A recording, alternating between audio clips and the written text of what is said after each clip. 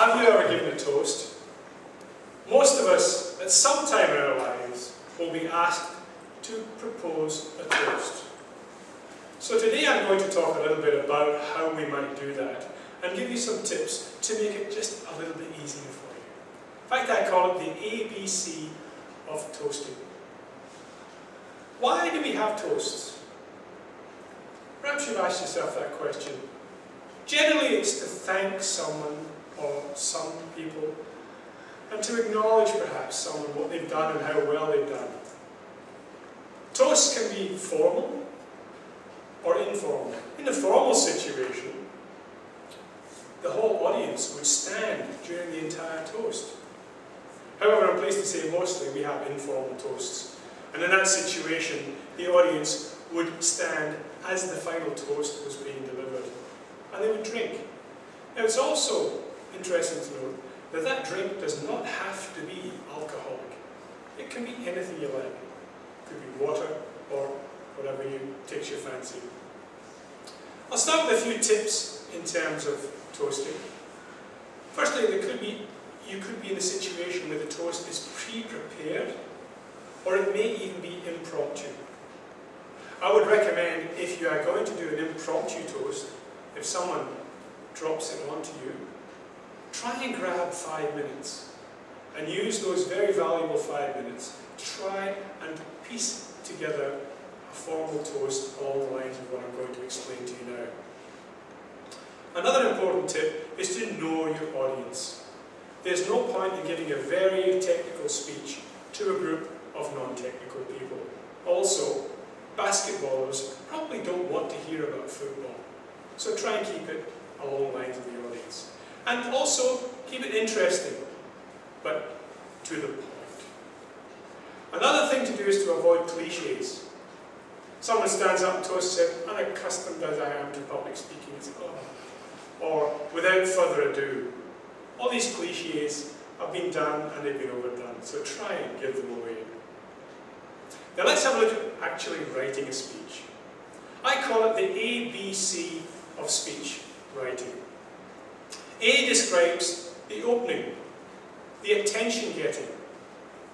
And what we're trying to do there is to explain to the audience what the occasion is all about. Secondly, and I'll describe these a little bit later, secondly is to provide your message. To be yourself and provide a good message that is from the heart. And the C is the close, which of course includes the actual toast itself. So first of all, describing the occasion.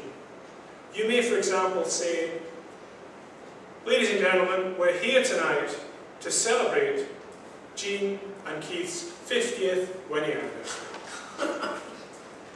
And in that situation, you've now clearly told anyone who's come into the meeting or come into the assembly that wasn't quite sure how many years it had been, for example. So describe the occasion first of all. Then secondly, the B of the ABC is be yourself and deliver an honest message. Now I suggest that you start with your credibility. Why are you there giving this speech? So for example, coming back to the Jean and Keith situation, I've known Jean and Keith since I was about knee-high to a grasshopper. Now what I've done is I've given some credibility to why it's me. If it's in a business situation, for example, the person that I'm presenting a toast to, I may have only known for a short while. But what you could do is say, I have spoken to several people who collectively have known this person for, say, 100 years. Again, adding to your credibility. Then what you can do is you can continue on with a personal story.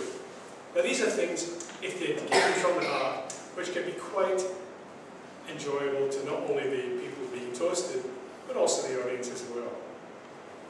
Then perhaps you can move on to a more general comment.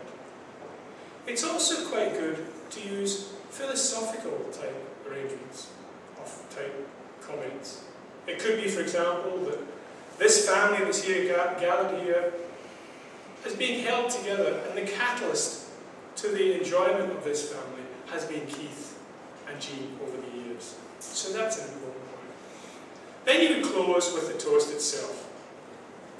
Don't forget to prompt the audience.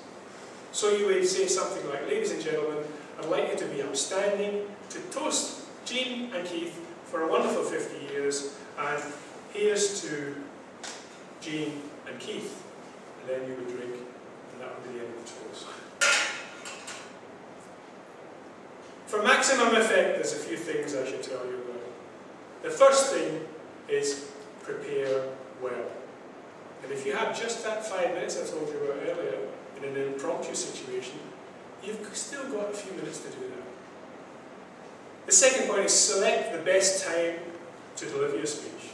Don't wait until the end of the evening, when everyone's getting a bit tired and they may not hear you properly. Wait for the audience before you start.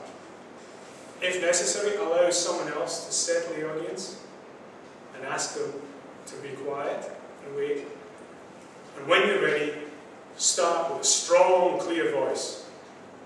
And then, as I said earlier, make sure at the end of the speech you prompt the audience to stand up. Now I'll leave you with some protocols or some rules that you should be aware of. The first one, and I think the most important one, is keep it nice.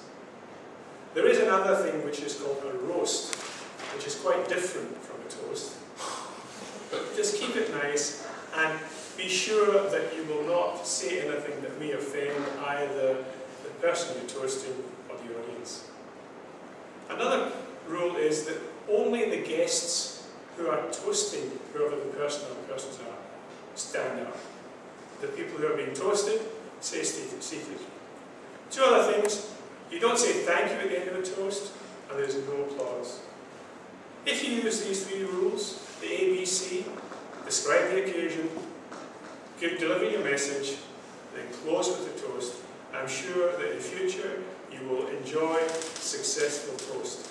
Happy toasting, and here's to you.